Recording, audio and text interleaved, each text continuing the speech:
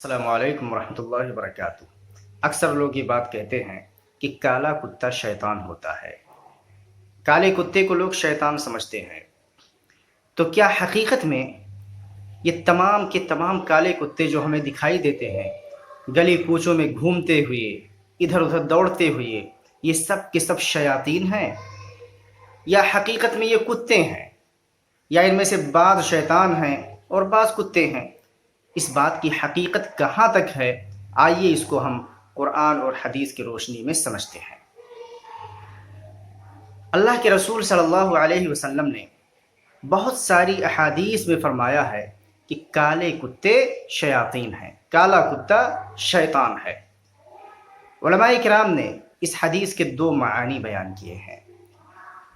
پہلا معنی تو یہ ہے کہ کالا کتا شیطان ہے، حقیقت میں شیطان نہیں ہے، لیکن اس کی شرارت اور اس کی شرپسندی کی وجہ سے رسول اللہ صلی اللہ علیہ وسلم نے اسے شیطان بتایا ہے۔ کیونکہ شیطان صرف جنوں میں سے نہیں ہوتا ہے، شیطان انسانوں میں ہوتے ہیں، شیطان جانوروں میں بھی ہوتے ہیں، اور شیاطین جنوں میں بھی ہوتے ہیں۔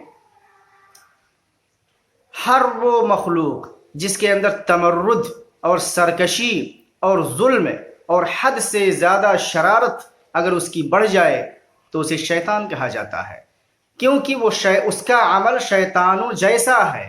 جو عمل شیطان کرتا ہے، اگر کوئی انسان وہی عمل کرنے لگے، لوگوں کے اندر فتنہ، فساد، ان پر ظلم، کوئی اچھا کام نہ کرے، حسد، تمام برائیاں اگر کسی انسان کے اندر پائی جاتی ہوں تو اسے شیطان الانس کہا جاتا ہے۔ تو شیطان ہر اس مخلوق کو کہیں گے جس کا عمل شیطان جیسا ہو۔ تو علماء کرام نے فرمایا ہے کہ کالا کتا شیطان ہے، اس کا معنی ہے کہ اس کے اندر کوئی بھلائی نہیں ہوتی ہے، وہ سب سے زیادہ سرکش ہوتا ہے کتوں میں۔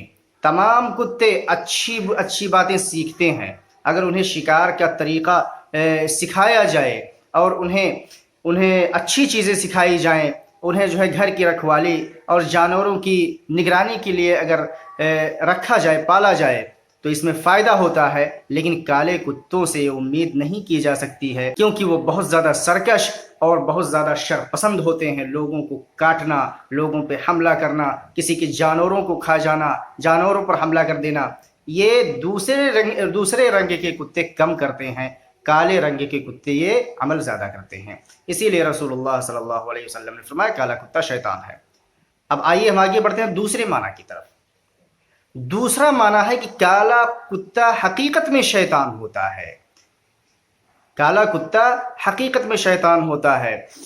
ہاں، کالے کتے شرارتی ضرور ہوتے ہیں، کالے کتوں کے اندر شیطانوں کی علامتیں اور شیطانوں کی صفات ضرور پائی جاتی ہیں، لیکن یہ بات حقیقت ہے کہ شیطان کالے کتوں کی شکل میں ہمارے سامنے بہت زیادہ آتے ہیں۔ اگر کالے کتوں کو آپ گھومتا ہوا کہیں بھی دیکھیں تو آپ یہ نہیں کہہ سکتے کہ یہ حقیقت میں کتا ہے یا شیطان ہے، کیونکہ بہت ساری حدیثیں آئی ہیں کہ کالا کتا شیطان ہے۔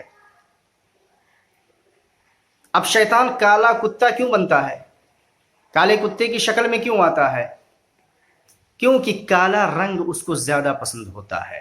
کالی بلی کی شکل میں بھی، ہمارے گھروں میں جو بلیاں دوڑتی رہتی ہیں، اگر ان کا رنگ بالکل سیاہ ہو تو ہو سکتا ہے کہ وہ بلی نہ ہو بلکہ وہ شیطان ہو، کیونکہ کالا رنگ شیطانوں کو زیادہ سوٹ کرتا ہے۔